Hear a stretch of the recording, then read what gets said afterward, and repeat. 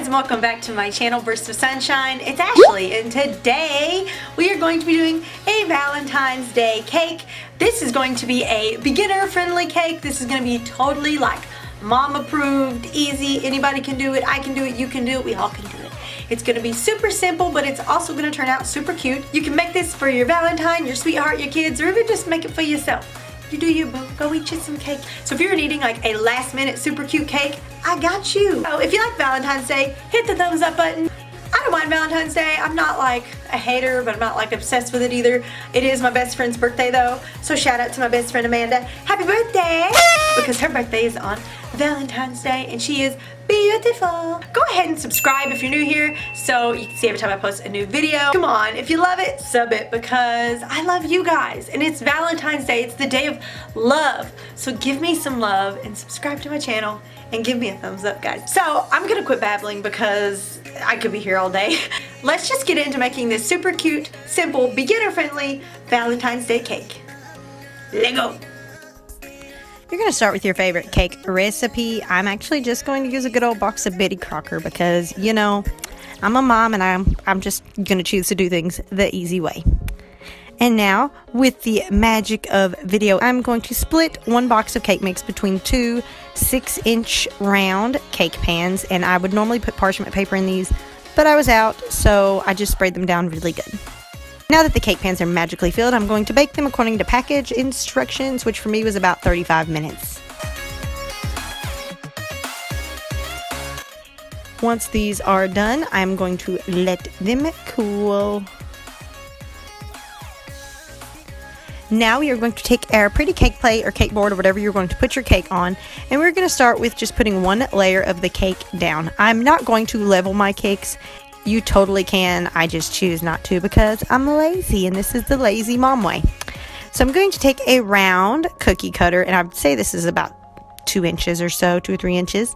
And I'm actually just going to place it in the center of the bottom layer of the cake, and I'm going to press it down. Now because my cookie cutter isn't long enough to go all the way down in the cake, I'm just going to take a serrated knife and I'm just going to go around the cut that the cookie cutter made.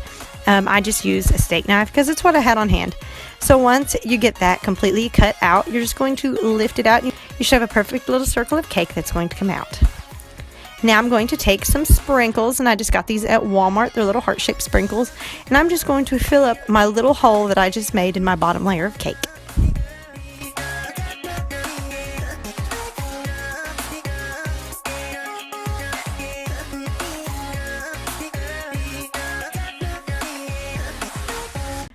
Now I'm just going to add some buttercream, and I forgot to put my cake on a turntable, so I kind of struggled doing this because I'm used to spinning the cake as I do this. But I'm just going to put a layer of buttercream in between my 2 layers of cake. You can make this as thick as you want it. I probably should have made mine a little thicker, but hey, what can you do? Now I'm going to add my top layer of cake down with the dome side facing down on the other dome. So the 2 domes are meeting, and then the flat sides are on the very top and bottom of the cake. And this makes my cake pretty much as flat and straight as possible without me having to level them. And then I'm just going to fill the gap that's in between them with some extra buttercream because it never hurts to have quite a bit of buttercream on it anyways.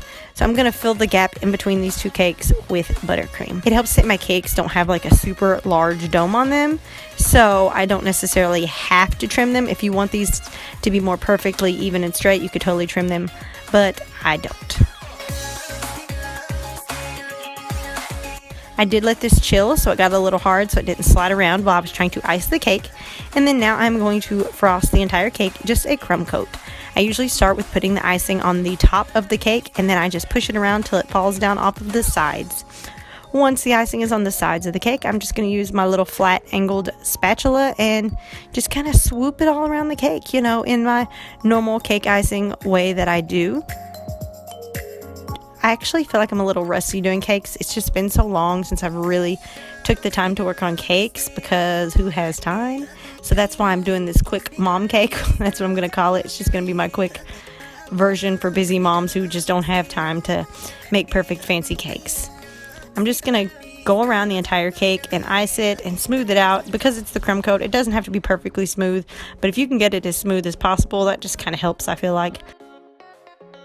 if you have any gaps in the cake where the cake might have not come out of the pan perfectly, I just put an extra clump of icing on it to kind of smooth it out so it's kind of level with the rest of the cake. And I'm just going to continue to smooth out the cake until it's pretty smooth and covered and all the crumbs are locked into place.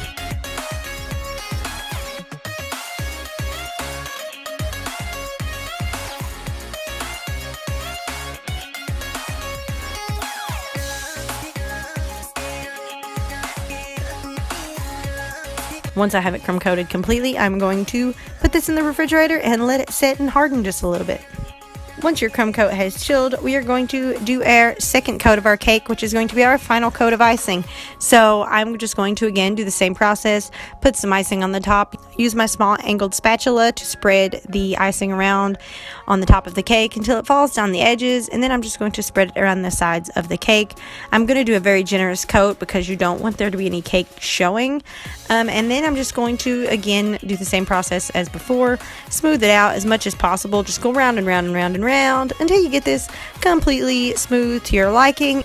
It doesn't have to be perfect, but just as smooth as you can possibly get it is fine, and just keep smoothing it out until it's the way you want it.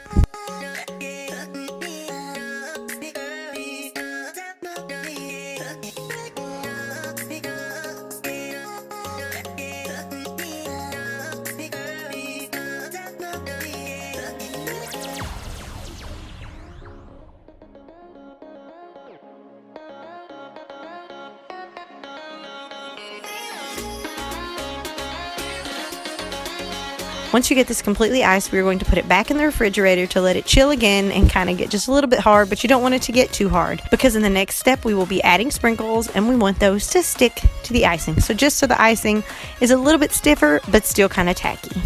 Now that our cake is chilled, we're going to take a heart-shaped cookie cutter. I just picked one that looked kind of proportionate to the size of cake that I was using, and I'm just going to put this on top of the cake in the center.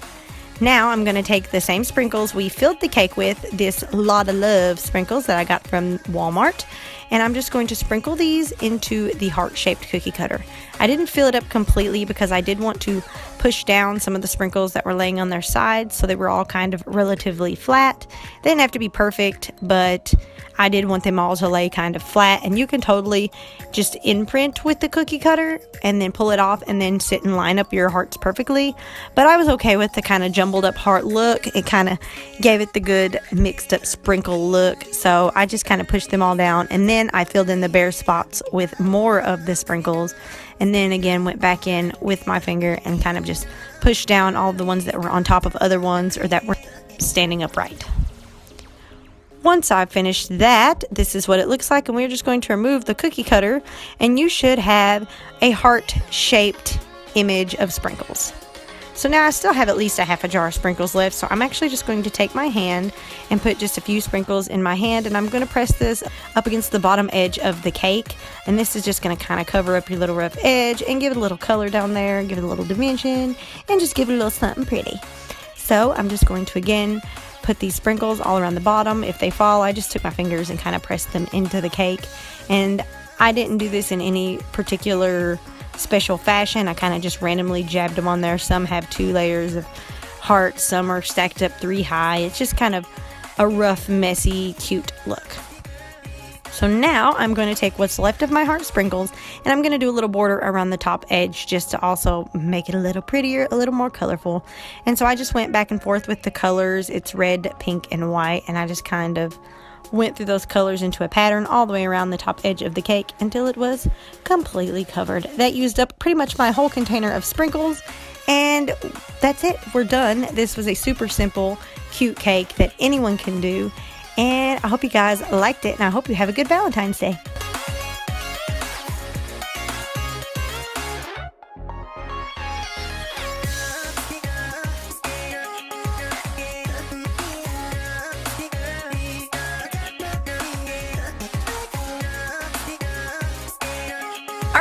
I hope you guys liked this video, and if you did, give it a thumbs up button. Tell me this cake didn't turn out super cute, and I mean, wasn't that just the simplest thing ever?